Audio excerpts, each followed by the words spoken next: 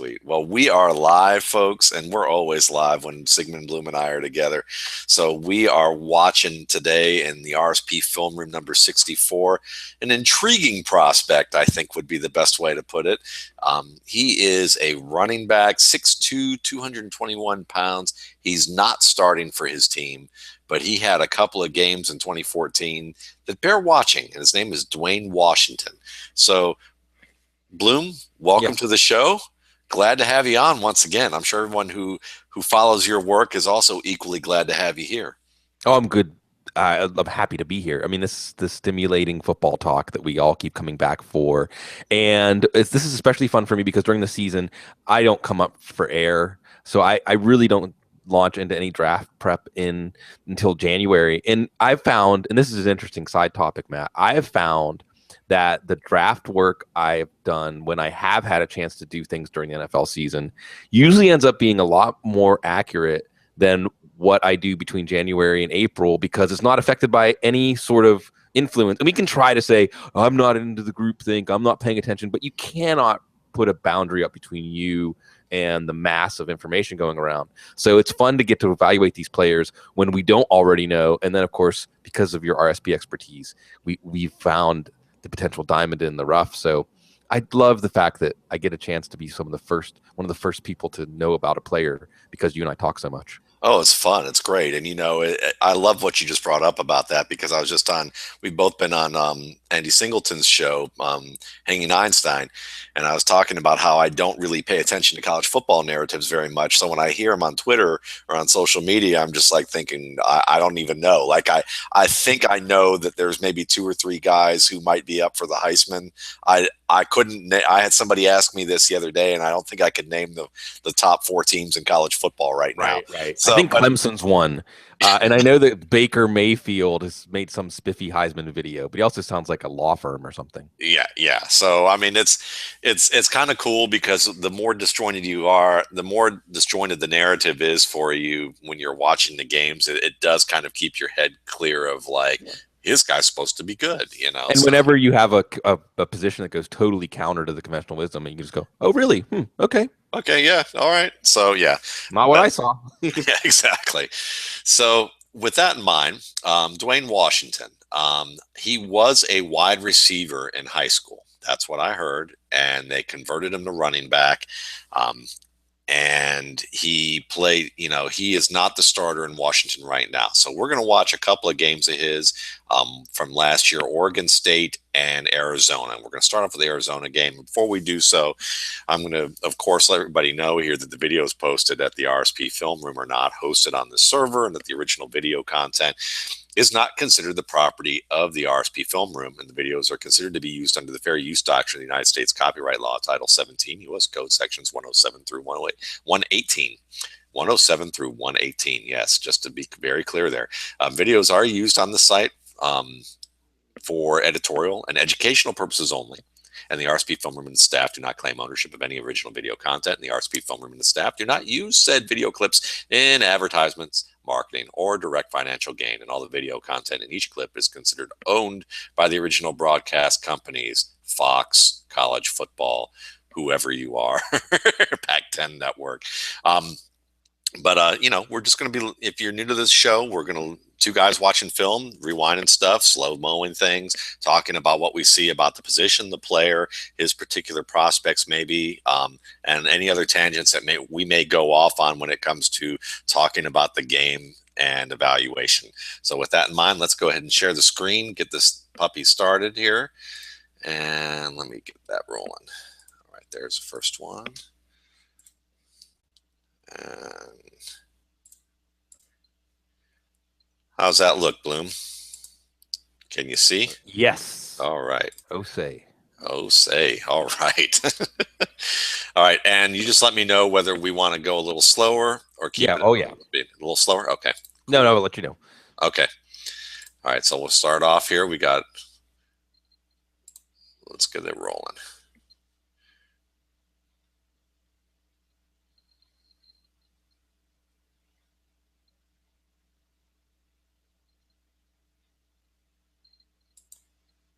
So, I mean, you can just see that first impressions, you just want to see how a guy moves. And if he's 6'2", 220, he looks like a pretty smooth mover. That definitely not wound too tight, because you see running backs with that kind of body type uh, be not flexible enough. And the other thing, of course, is his pad level, and that's going to be a big one for tall running backs. Yeah, So it's going to be interesting to watch Rod Smith if he gets a little bit of run with the Cowboys too, as the latest tall running back. absolutely. I think Rod drops the pads pretty well, but he was a natural running back. What's interesting, I do like the way he bends his hips and he's Yeah, able to kind of corner like this, like you mentioned. Um, and that's certainly tough the as a speed block. is there, even though this is kind of open in space. And yeah, the setup. Anticipation. I mean, is he's processing what he's seeing, and he's doing the correct thing when he processes it. Yeah, I mean, this is more of a punt return than it is a Right. run between tight creases right now, and it's just a well executed block. I mean, look at that right there. That's a huge lane coming up with this little double team that moves back onto the next man to the linebacker, and now you got a huge crease. But still, Yeah. all right. So let's move on.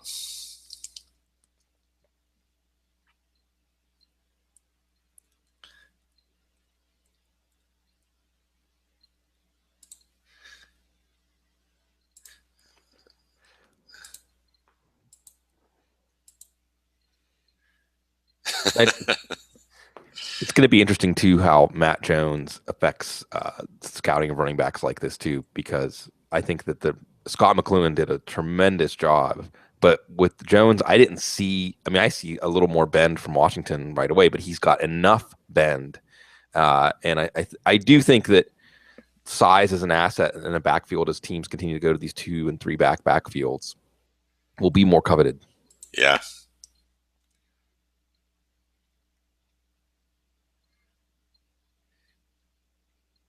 and you see the Plugging fight. away.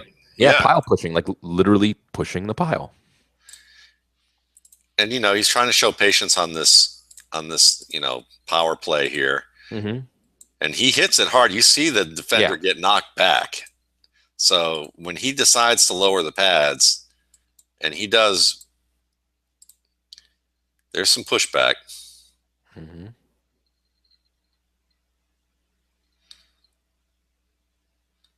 So it's a nice rugby scrum for 4.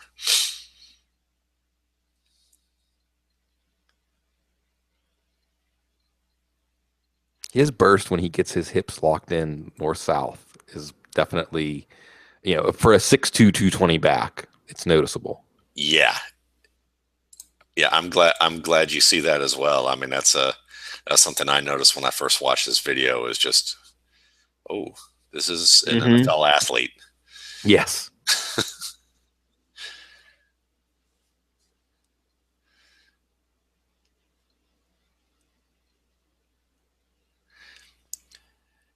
He's got a little recklessness to him too. It's he may not know exactly what to do to be like Right. technically sound, but he'll throw his body around.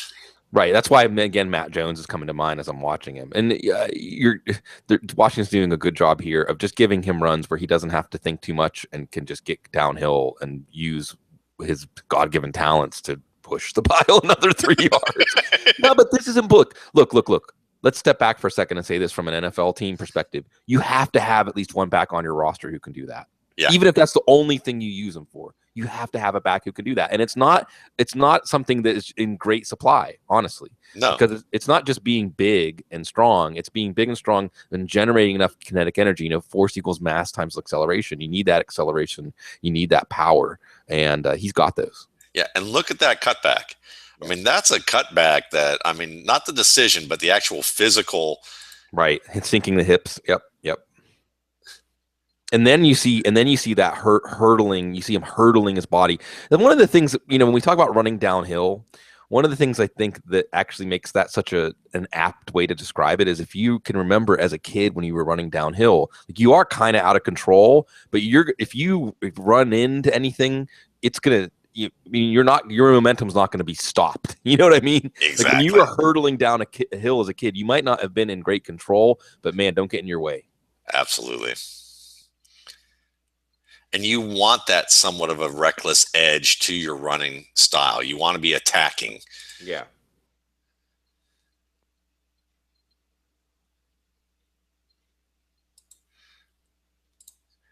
And now the receiving game is, really where he came from.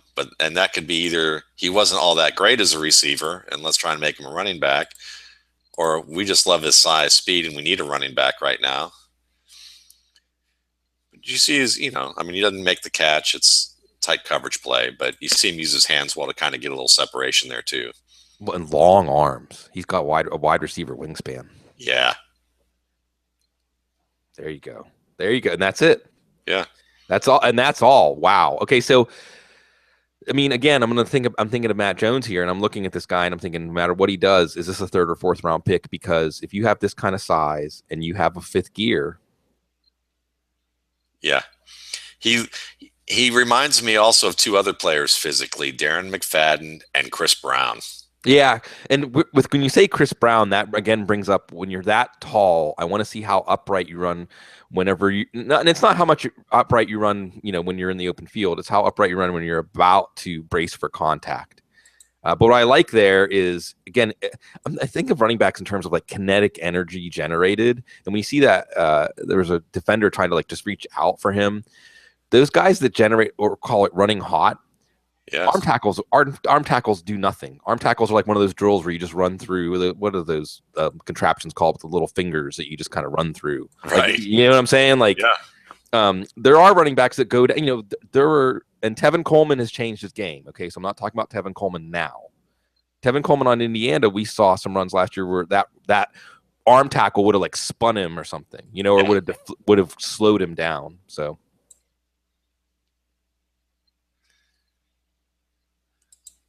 And he drops that one too. And this one's, that could not have been where the throw was supposed to go, right? No, I don't think it was. And I also think he just made a bad adjustment to it as well. Like, he's like, I still want to run downfield instead of just turning around, staying square and catching the ball first. He's like, I'm going to keep running and try and turn it upfield. He's trying to do too much at once on that play.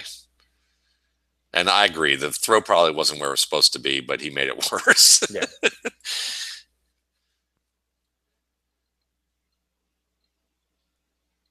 Yeah. So those kind of runs where he's going parallel to the line of scrimmage, maybe not so much his strength.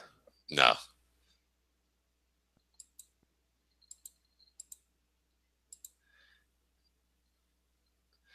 And he still gets a few yards out of, hurdling a fallen guard there. So.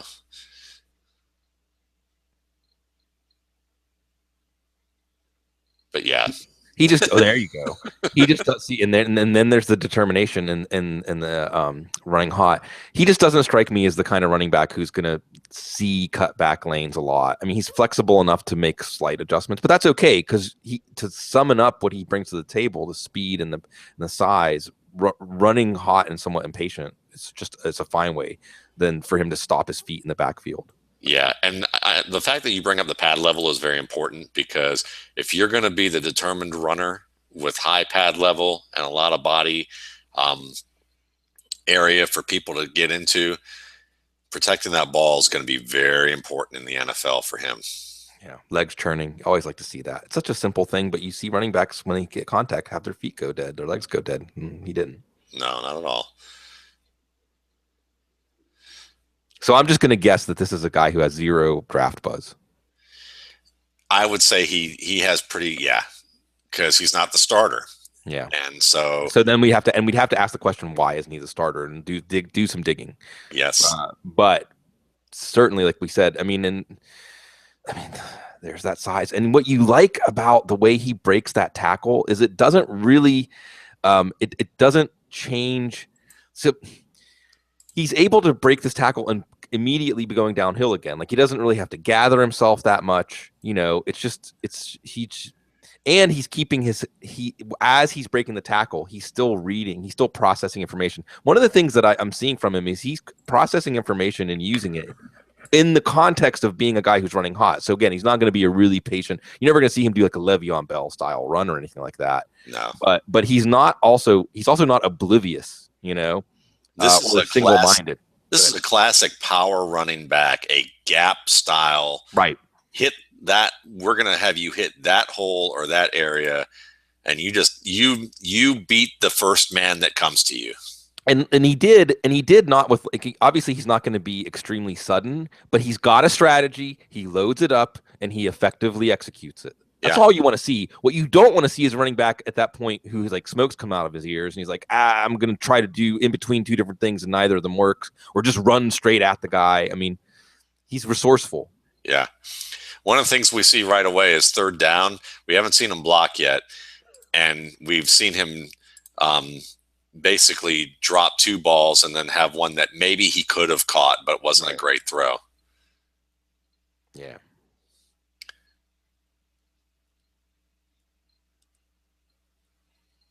And once again, he turned his head a little early.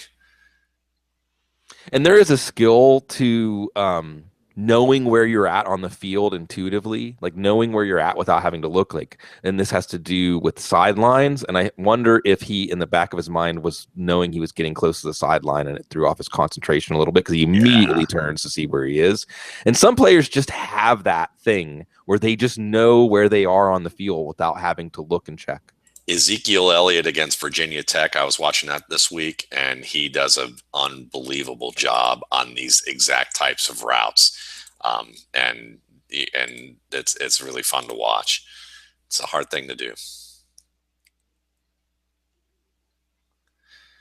I wonder if the ball went down to his hip on that play because it looked like he had this awkward thing during the turn here. Like, maybe not. He just got caught.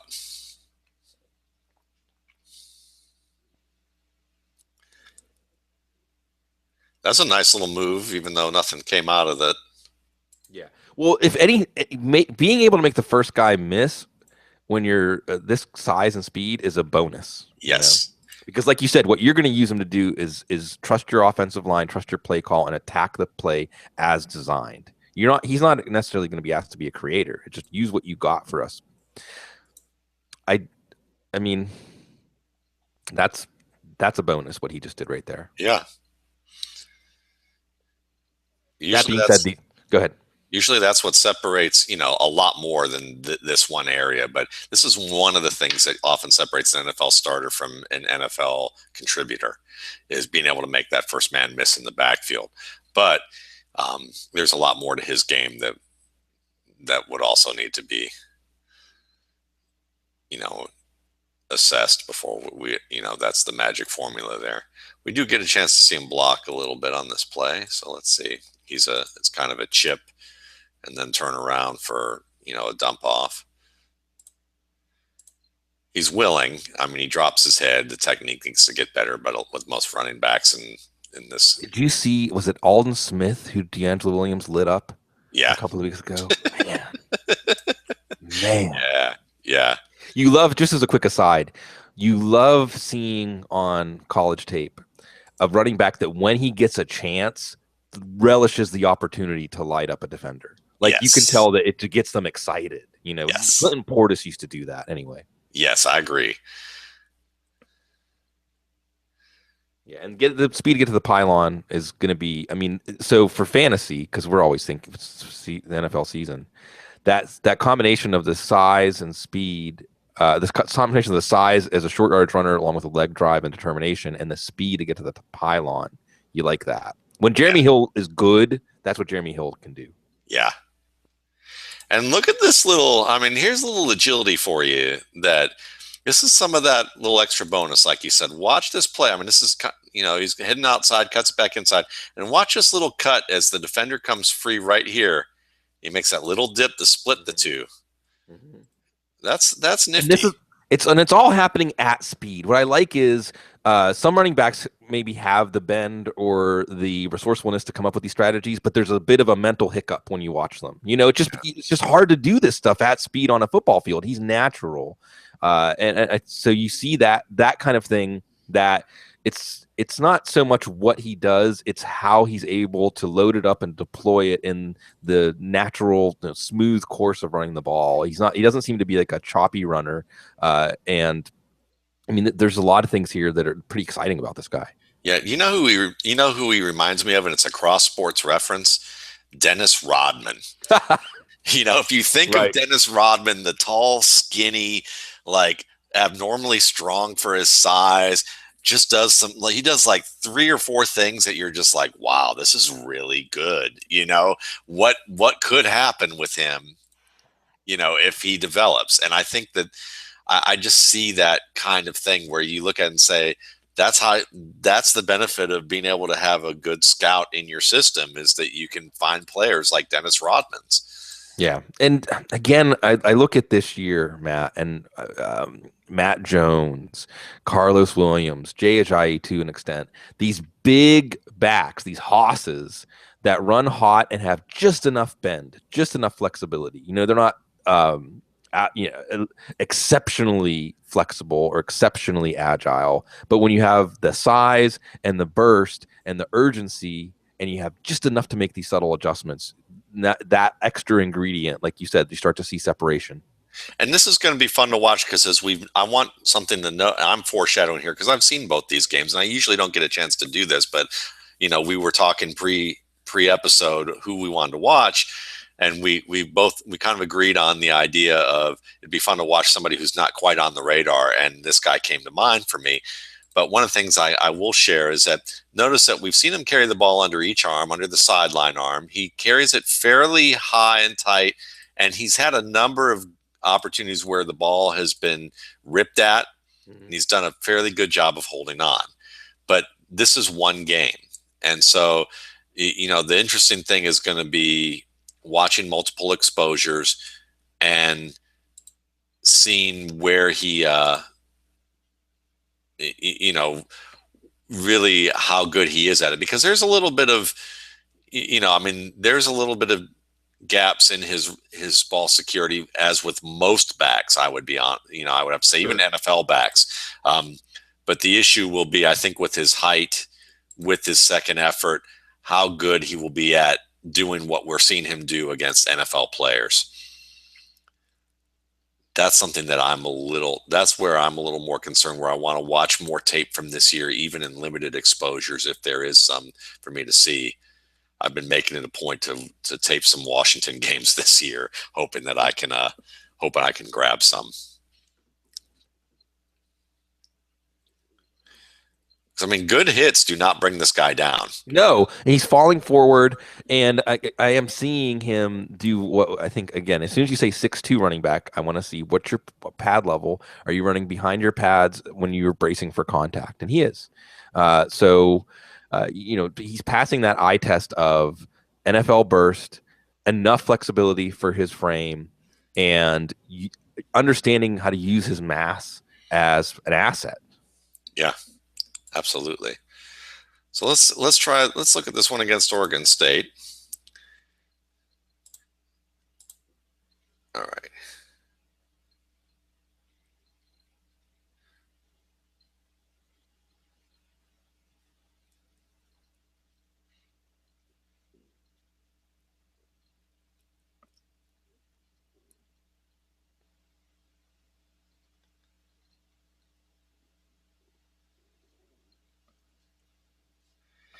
And I think that the guys that you bring up are really excellent points because we've heard so much about zone scheme backs, zone scheme backs. Some of the greatest backs we've seen tend to be zone scheme backs in recent years because that's been the predominant system of choice. But really there's a lot to be said about the value of backs who can run gap schemes and have that athleticism to execute a more simplistic play design. We're going to see, this play, you're going to see it cut out, and now he's running for the touchdown, but we're going to get to see the replay that shows what happened here. So no fretting.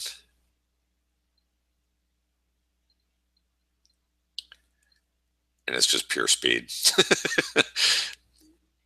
But that's exciting because whatever his time speed is, you can tell he has an extra gear. I mean, you can tell that if he can get to the, and this isn't like Andre Williams where he doesn't have the wherewithal. Yeah, Andre Williams has an extra gear. We're going to see it in the NFL like 3 times in his career. Yes. Uh, you bring up that idea of this style of running back too, and what you like about this kind of running back. And again, someone like Andre Williams could come to mind as a big back. We watched Antonio Andrews last night, but the thing is, can you have a back who can fit in formations where you have a lighter defense on the field? Then that size becomes even more of a weapon. So you and I have talked about this in passing, but Carlos Williams is a player to get really excited about right now because of the intersection of skills that he brings and the way that he can be on a play. He could be that agile, natural receiver downfield, and he can also just run guys over in between the tackles. If you have a nickel dime defense in there, just give him that draw and let him go to town. And he's only getting better. And that's the thing that I think people, I brought this up this week in an RSP blog post on Arkansas running back Alex Collins, who's also a fun watch, who's not a really super well-known guy in terms of the pantheon of running backs that are coming out. But, Chad Spann and I had a conversation recently because Chad's up in the CFL right now with the Saskatchewan Roughriders. We're going to have him on. He unfortunately tore his Achilles, and the situation with him is kind of interesting because if you've kept up with Chad and especially through here, he's been hurt pretty much in every camp that he's been to for an NFL team. He's gotten opportunities, looked fairly good, then got hurt, and then couldn't continue to compete. And the Rough Riders had the CFL's leading rusher when Chad was on the practice squad, and they liked Chad enough that they traded the leading rusher away, and then they put Chad in, and on the second play a man fell on top of his back of his leg, face mask hit the back of his Achilles. He walked off the field, didn't know he had torn his Achilles, and then he's had surgery, but they'd like him back, and they said they still expect him to compete for the starting job next year. But one of the things that we talked about is, I think he's going to be an RB coach one day. I think he really loves teaching the game. He's had some people ask him to do some teaching. He did a lot of work with David Cobb at Minnesota during the summer because he was coached by Jerry Kill, and Jerry Kill was up in Minnesota. And he talks about how everyone says the running back, overemphasizes the intuitive nature of the running back position, and that a lot of running backs at this level, at the Division I college level, do not know really the strategies about zone schemes and gap schemes. Yeah. They don't know the whys about what they're being drilled to do. And he said he didn't even know because most of his coaches went off on recruiting trips like all the other coaches do, and they don't have time to teach them during the year. He said he happened to have a graduate assistant who really showed him the stuff, and he was interested enough in it. So you get a guy like this, like Washington, Carlos Williams, and they're willing to learn, and they're smart enough to pursue it and work at it. This type of knowledge can happen. And I think the very best always work at their game and at the top of their craft. But a lot of guys do rely on that athletic ability, and they have limited success, or may even have great success with it if they're super talented physically and happen to be in the right scheme without having to think about it for what their skills are. Yeah, and all that preparation, I mean, it still is kind of intuitive, but that preparation is part of what you're summoning up when you're just making those decisions in the moment. Yeah. Not conscious decisions, it's just guiding you. One of the things, go ahead. Intuitive comes from the intuition is only gets benefited when you have enough of the preparation in there to a certain degree. I mean, there's going to be some guys who their intuition is so great that it doesn't matter, but there's not a lot of them. Tyrann Mathieu. So very few negative runs, and he just has a look about him as a running back who's going to keep your offense on schedule, getting yards after contact, pushing the pile, running with urgency, not dancing, not thinking too much out there. Yeah, and we actually see him catch a football this time. Yay!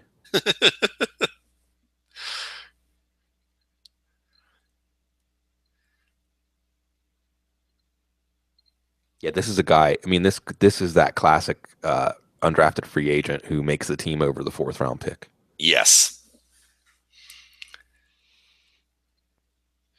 And it's funny because when you do look at him, you go, this guy looks like a wide receiver in some respects. Like if you, Yeah. He's somewhat high cut. I mean, he's not like a narrow hipped guy, but he's definitely not a compact. And 6'2", it's what you're going to get. But I believe that he's 220. I mean, I don't think this is an inflated number. And he almost looks like he could get to more 230, 235 on that frame. I agree. That's exactly what I'm thinking is you could have a 230, 235 running back who is going to have this kind of flexibility, strength, and speed and be pretty excited about it. And there's the first fumble. And again, it's from that third and fourth effort. Mm-hmm. And that's part of the risk of the trade when you're a power runner who wins on this type of effort. Yeah. And it's a good rip.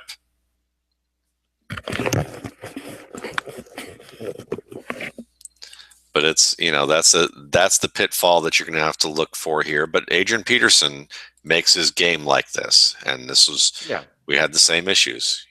Well, and when we watch quarterbacks, we're going to see interceptions too. It isn't like you cross them off the list, like, oh, interception, he's not going to make it. Like it's just this is the risk of playing the game. Yeah, unless you're just an uptight coach. Needs appointments made. Mm-hmm. Yeah. We made an appointment for this, though, Matt. We did make an appointment for this. That's true. Don't knock appointments. I won't. I just, I don't like watches either.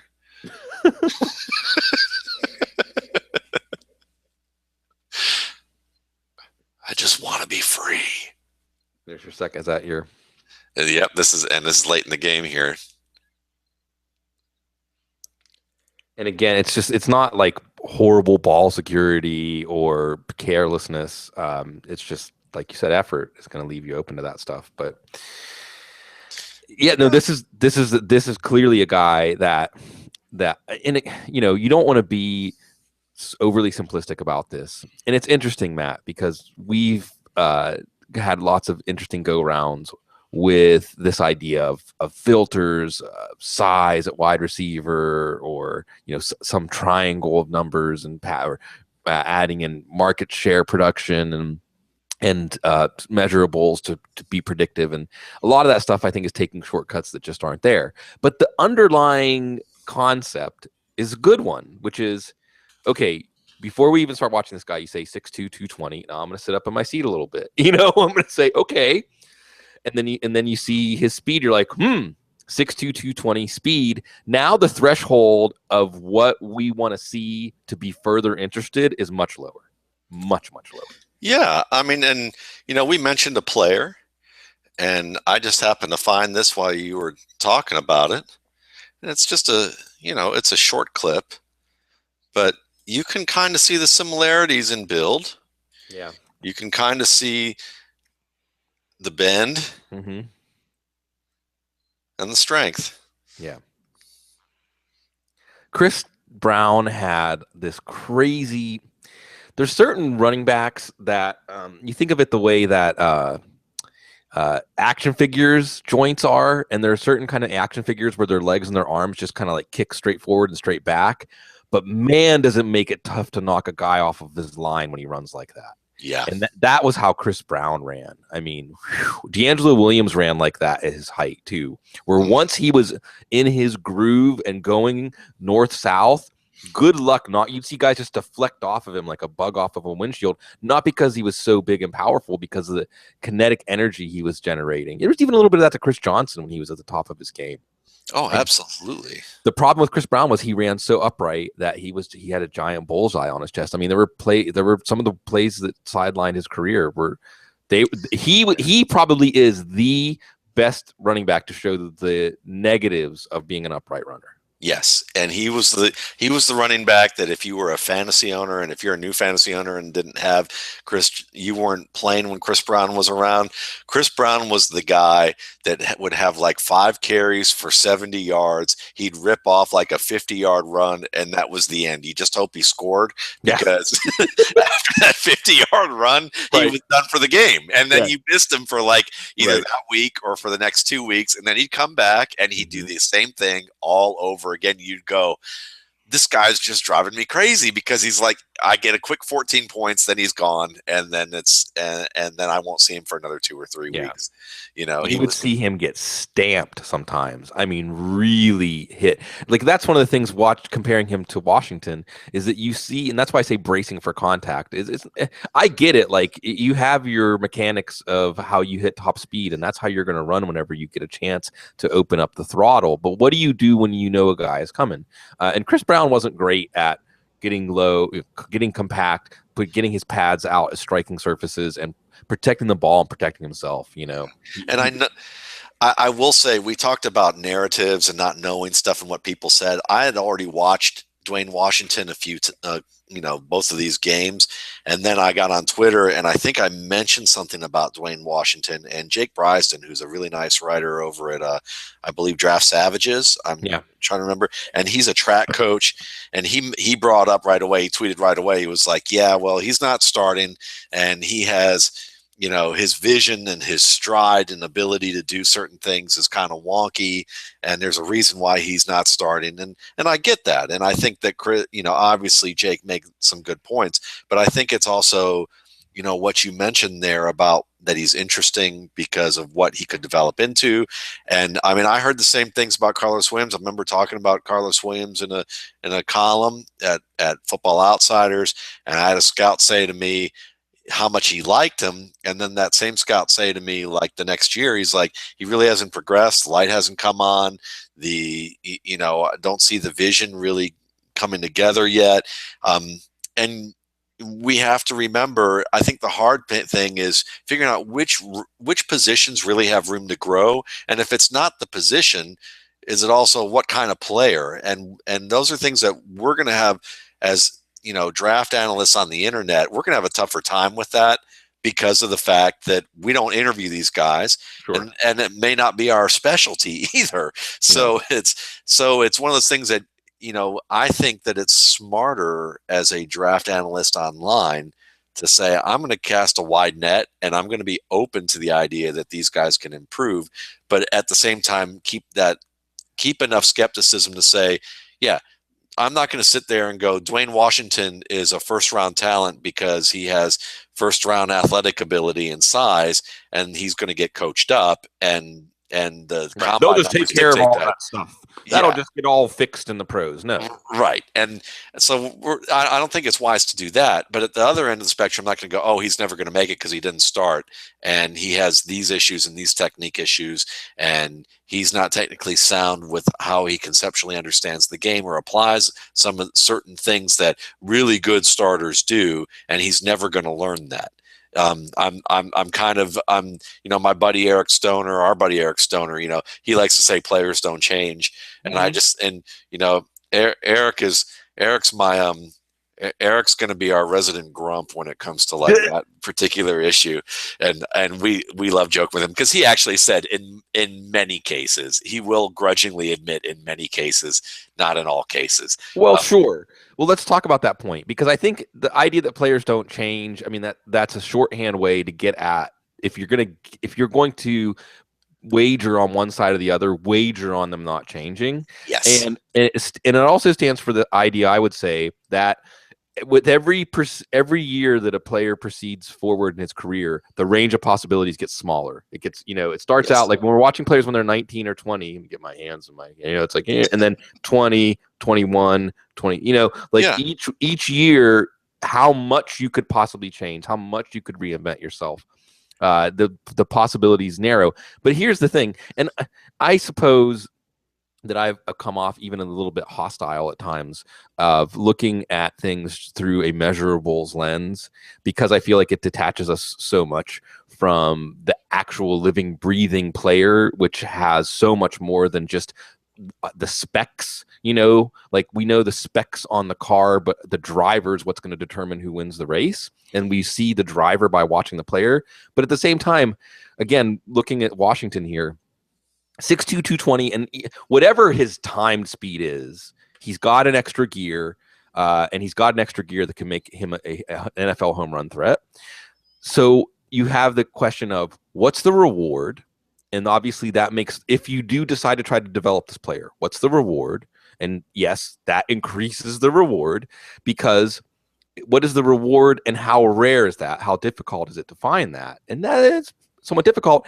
And the nature of the running back position in the NFL is you're going to be carrying 3 or 4, most teams, I think, are carrying 3 or 4 complementary guys. And like we said at the top, every team needs a guy like him. And the fact that he can break long runs and make guys miss in the backfield is the bonus. I'm just talking about you need a 225, 230-pound back in your backfield who can push a pile. Who can push a pile. Every team needs to have that guy. So you already have him getting his foot in the door with those natural measurables that you can't teach, so to speak, but you see enough on film. Now, the next question is going to be, why isn't he starting and what can we find out? Because another player that's in the news lately that comes to mind is Kristen Michael. And whatever it is, okay, I think it was Danny Kelly saying he's the only player I've ever seen run a dice game on a plane back from a road game. Anyway, whatever it is, your coaches have to trust you. And there's a lot of ways that you can instill trust, and there's a lot of ways you can lose trust. And if you aren't trusted, you aren't trusted. I mean, we could go back and queue up some Kristen Michael tape from Texas A&M that you say, we may only have seen 3 or 4 running backs in the last 5 or 10 years that can physically do that, Right. But if the coaches don't trust you, it don't matter. Yeah, and I think that's the thing that's very important, and you have to understand that we can look at the coaches' trust, and we can even question that as far as who the coaches are and what their attitude is, and whether they just happen to like a guy more in a certain way. We certainly see the examples of that. People say, well, those are outliers, and you just have to remember that most NFL players are outliers. And you have to understand one other point that I'll make real quick is that when it comes to where you take the risks, I mean, after the fourth round or later, there's a point where that risk the returns so far outweigh the risk, the potential reward, that you have to give it a shot, and you have to stop saying to yourself, well, he never started.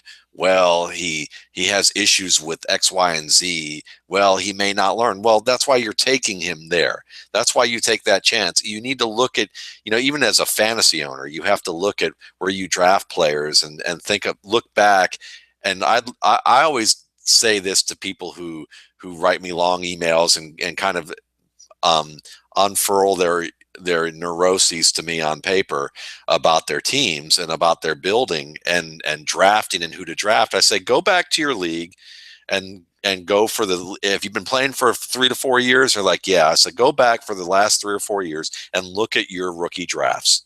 Just look at everybody's rookie drafts, where the players were picked and whether they were successful and what rounds they were in. And even after they look at the first 2 to 3 rounds, they're like, wow, really? I shouldn't worry so much about this. I want to get better at this area, but if I'm talking to you about whether I should take somebody in the 4th or 5th round in a draft because of the risk reward ratio, I just need to put that aside and pick a guy who's got that high upside. Yeah.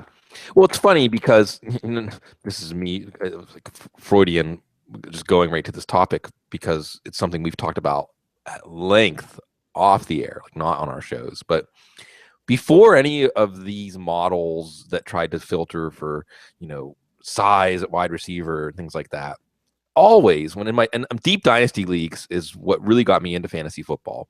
And it was that idea of what we're doing here, scouring everything, leaving no stone unturned, looking for players, and the joy, the satisfaction of being the first one to see somebody. You remember DJ Hackett? Seeing DJ Hackett and be like, that guy can play. Nobody has figured out yet that guy can play, and it was only a brief little glimpse that he looked good, and everybody bought in, and then he wasn't anything. But players like that to me, that's the highest satisfaction in fantasy football, and of course, and still to this day, if I'm looking for someone as the last spot, like Tyrell Williams is a good example, like the last spot on my roster. Yeah, Tyrell Williams is going to get my attention because of his tools, because his tools give you a higher end of the range of possibilities. This is just intuitive. Like, we don't need to run the numbers to understand that. You can see like a big, fast guy has a higher end of range of outcomes, with the exception of someone like Antonio Brown, that's your 1 in a million shooting star because somebody speculated, wondered, go ahead. And it's where I would agree with folks who do the number crunching, where it's like if you're doing the number crunching, you're going to say, look, this guy deserves a high round pick, even though he's not particularly skilled yet at his craft, because these guys do tend to hit well. And when they hit well, they hit big, and it's worth taking that risk. If you can Right. make that argument, I'm with you there. It's when you say, this guy is better Right. than the Antonio Browns of the world, because if they don't hit these measurable, Right. numbers or this data, then they're not worth anything. It's the filter that's the problem. I mean, that's the Yes. thing is when you start rejecting players because they don't pass the filter and passing players because they do, because you can still watch Yes. someone like John Baldwin and say he has fatal flaws and that's why it's always a case by case basis and why you always need to watch the player, Yeah. because John Baldwin had fatal flaws that his tools can't overcome.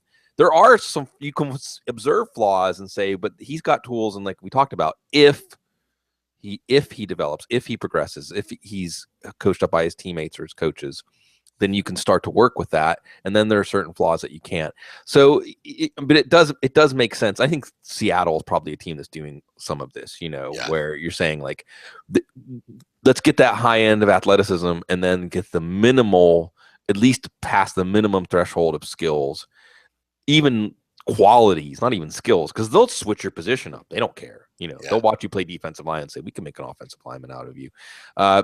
It's interesting. I think that you're going to see more. You're still going to see more open-ended picturing of players the way that Seattle is doing based on that. But you're never, ever going to take skill out of the equation. If the skill isn't there, and again, go back to something we saw with Washington, a glue that sticks all the skill and tools together is processor speed and ability to successfully think of something to do and do it. And there's nothing awkward about what he did on the field. No. And that's really important. And that's kind of a holistic thing that you're not pointing at any specific play or specific thing he does. You just watch the way he plays. You let it wash over you. And you say, okay, this dude is, this is where we see people talk about the change in speed from college to the NFL. That processor speed is going to be one of your bigger factors of who looks a lot different in the pros because of that. And who just looks exactly the same because the processor speed is running very high. Yeah, and just as an end note to put a fine point on this, we had a listener who kind of tuned in for a little while when he had time today during his workday, Preston Vermeulen, who wrote upon the invitation to get this. He said, "Season ticket holder for the Huskies here," and I had in the invitation. We didn't have a player picked yet, so he didn't know. He tuned in a little bit. And he said, "Season ticket holder for the Huskies here. Been saying it all year that he is the best player on the field." So I don't know what Preston's football knowledge is in terms of like evaluating talent, but as a season ticket holder, take Sure. that for what it's worth, is that he's looking at it and scratching his head going, okay, so that adds to the intrigue of, you're mentioning of Kristen Michael, as well as to whether it's just, the coach. So what is it? Is it the player? Is it the coach? Is it a combination of both? We will find out, I am sure, sometime next year. We'll revisit here in a film room and we'll go. So should we talk a little bit about Dwayne Washington and what we've seen or haven't seen? So. And let me take a step back now that you're saying that, by the way. It's another reason that my first true love in the football world was draft stuff and draft, Draft Guys TV and doing draft analysis and just doing the All-Star Game tour, meeting the players, watching them in practices. And it wasn't and I know I said for fantasy football, there's this great satisfaction of being the first one to realize something about a player that ends up coming to pass. But even larger than that, every one of these players' stories is epic. I think it was Russell Crowe back when they used to have that celebrity in the booth in the third quarter that said, every NFL player's life could be made into a movie. Yeah. And by studying the draft and getting to know these players' game and getting to understand them, like with Dwayne Washington, we're saying, well, what's going on? Why isn't he the starter? Considering that he's got talent to clearly fit in the NFL, and it gives you that opening chapter. So everything that happens after that in this player's career it's richer. It has more meaning. It's more interesting to watch these players' careers unfold when you have the backstory. It makes it. I mean, there's so much happening in any team, any play, any season, and the more you understand going in the context, the more you get out of it. And that's what's really fun because it's all cliffhangers, cliffhanger after cliffhanger after cliffhanger. Like after one cliffhanger gets resolved, it's like those old serials that used to be like Trapped in the Closet, like that's the beauty of it. And if you understand it coming in, then you're on the edge of your seat for these cliffhangers. So, Dwayne Washington, the next time we might hear about him is somebody signs him to an undrafted free agent contract. But what's fun is I'm sure you and I and other people will be like, ooh, he ended up in Dallas. Oh, wow, that's going to be interesting. Maybe it's like two big backs, one spot, between Rod Smith and Dwayne Washington. So, or Latavius Murray goes down and and Oakland has him on his roster and they go, this guy looks a little like Latavius as it is, maybe a little faster.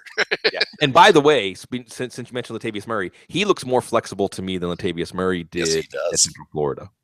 Yes, absolutely. So, I love what you mentioned here. I certainly, this has become really my personal fantasy football team. Like watching players develop and seeing how they go to me is like that's the juice that I get from it, even more than fantasy football now. And I think it's always been that way, but it's slowly dawned on me that this is really where that area is. And certainly I think you and I actually met really more talking about prospects than it was about, we both, by the way, wrote about fantasy football. But I think that at first we were with Chaos Commissioner's blog, and we were blogging about prospects together for his short-lived blog, So absolutely. So it all goes back to Brandon Marshall. It always goes back to Brandon Marshall. That's right. Florida. That's right. The Kevin Bacon of football. And Kevin Smith. But no, it's really fun because it's something that allows you to, like you said, it's not just, and it's also not just whether you're right or wrong about a player or whether you're right or wrong for the wrong reasons. When you invest yourself, you learn so much from the outcome of each player, whether you're right or wrong. Because we talked about Marcus Mariota last night. And one of the things about Mariota that I think, perceived, I don't want to put words in your mouth, but we certainly saw it and it didn't make us more excited about him, was that he was somewhat robotic. And it ends up that in the pros, where defenses are trying to break your will, his robotic nature is actually a big plus. He's just doing his job. He just gets up and runs the next play the way it's supposed to be run. You're not going to emotionally, now maybe we'll see a game where I'll eat my words here. He does not look to me to be the kind of player that's going to get shaken or let emotions start to skew his logic and decision-making and execution. But watching him, especially in the framework of your structured versus not structured, it made you a little bit worried about him. And you're seeing him make a lot of strides outside of structure, but still retain a benefit that we didn't put at the forefront of our minds when we were thinking of how he was going to translate. And each time we do one of these, we can add that to the file. The next time we see a quarterback with that quality, we're going to have that in the back of our mind. So every time you do that, it's like a database, another data point, and every one of these informs every other one of these that you do. Yeah, and I think that, you look at somebody who's task-oriented at your day job, and you think about task-oriented people, and oftentimes the task-oriented people, it's the more informed they are, the more learned they are, the cooler they can act under pressure, because it's really like they don't even sense they're not even thinking about the enormity of the moment. And I think that, even when we were talking about him and criticizing some of that level of him, I know that we've talked about, high-end task-oriented players include Tom Brady. I would say that Steve Young was a task-oriented player towards the end of his career. And Larry Fitzgerald. Yeah. Absolutely. Larry Fitzgerald's great plays aren't necessarily like some crazy. He's an unbelievably fundamentally sound player. Yeah, and he's not physically. He's probably not in the top 20% of athletes in NFL wide receivers.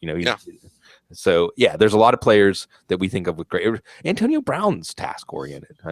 He's a player the precision is really the true checkmate he has on, or watching Odell Beckham. Yeah, and I think those are, and I would probably argue that those are guys that have, you have to have a combination of two skills, but leaning towards one. Where I would probably argue Antonio Brown, his task oriented, learning to be able to do some of these technical skills have brought out Right. what he does so greatly naturally. Yes. Where I would say a player like Jerry Rice, if he didn't have that task oriented nature of what he did, he would have never been I don't think he would have been a good wide receiver. I don't think, I mean, I know that sounds crazy, but I think that I don't think he had the athletic ability at the level of like an Antonio Brown did. He was very quick in the first 15 yards, but when you look at like his attention to detail and how every route looked the same, and his maniacal preparation, it's not like Randy Moss. Randy Moss could screw up. Randy Moss and him were polar opposites in that regard. I mean, Randy Moss was a very intelligent player. Bill Belichick, most intelligent receiver I've ever coached. One of the most intelligent players I've ever coached. But Randy Moss could be a wild card too. And he also, he was more of an improviser. He was more of a guy that didn't always stick to the task, but he had inspired moments too that a guy like Jerry Rice would never have had. But at the same time, what Jerry Rice did, it made it so much more difficult because he was so consistent that you had to be so extra prepared, and it was difficult to prepare against that. Just in a different way. So, and I don't want to get I don't want to be sacrilegious as we're about to sign off, but the player who I think is exhibiting some of those Jerry Rice qualities, but has a chance to add on the Antonio Brown mustard right now, is Amari Cooper. And I can go back to us watching Amari Cooper last year, and I'll admit that I watched him. I was like, he looks like a really good number 2 receiver in the NFL, because physically nothing jumped out at you. I mean, there's a lot of slight plus tools, and his measurables back this up, that he's not an elite NFL athlete by any measure.